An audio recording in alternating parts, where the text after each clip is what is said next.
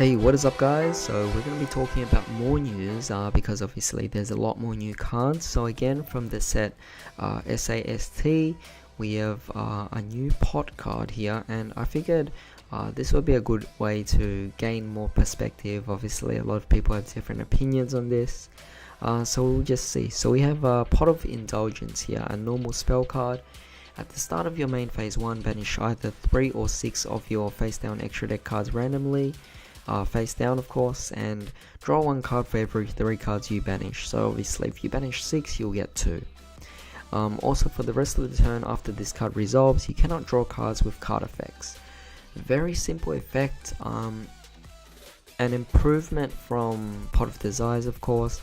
Pot of Desires was a very controversial card, but this card here works very well in decks that don't rely on the extra deck, so definitely really interesting, really great card to actually play.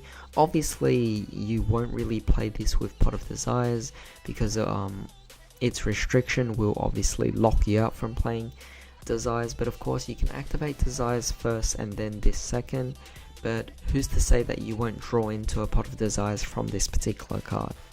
At the same time, I could also see myself playing this in Cosmos because we don't really use the extra deck, but at the same time certain builds do actually incorporate a Lure of Darkness, so it'll definitely be quite a contradiction here, preventing you from drawing. It of course doesn't lock you out from adding cards from your deck, so that's completely different here.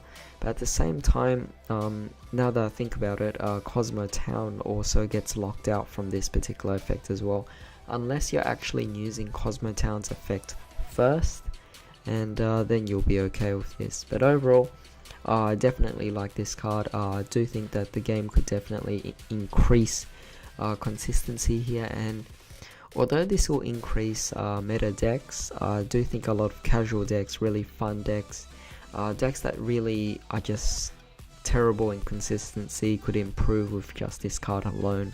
But it's a lot better than Desires in terms of how many copies you'll be playing. I could actually see a deck play 3 of these, and if you can actually incorporate Necroface into your deck, then will also be pretty cool as well to return cards back to your deck. As for a new trap card, we have Factory of Increased Production, Dark Factory, that is, continuous trap card. You can only use this card's first effect once per turn. Send 1 monster from your hand or graveyard, hand or field to the graveyard, and draw 1 card.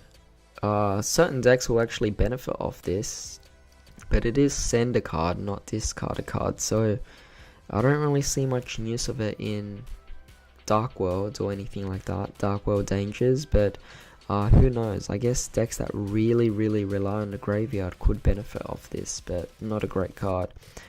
Second card, Witch's Strike, normal trap card. I've actually been hearing a lot about this card from different people so far. If your opponent negated the normal or special summon of a monster, or if your opponent negated the activation of a card or effect, destroy all cards your opponent controls and have in their hands. So definitely really good here actually.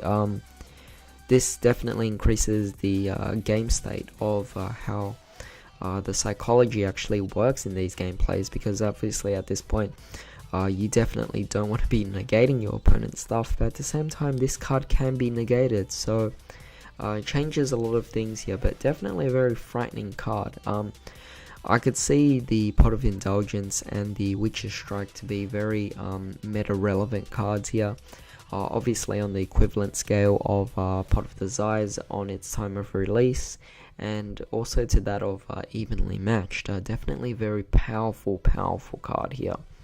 Witch's Strike, I don't know, I mean, it's really interesting, but I think it's a little too broken for what I actually think it could do. But yeah, that's basically it for this particular video. These cards are just so interesting. I mean, it could actually spark up a few controversial topics here, and because of that, I've been hearing about these cards. I just haven't really explored about these effects and everything, and now that I actually know their effects, definitely really insane to see.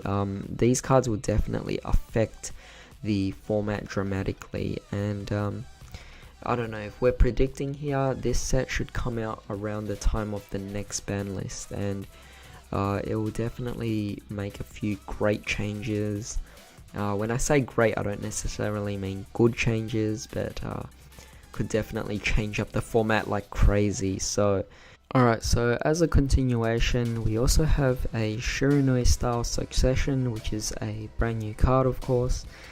It's a continuous spell card. First effect, it's treated as Shiranui style Synthesis while in spell and trap zone. And second effect, once per turn, you can activate one of the following.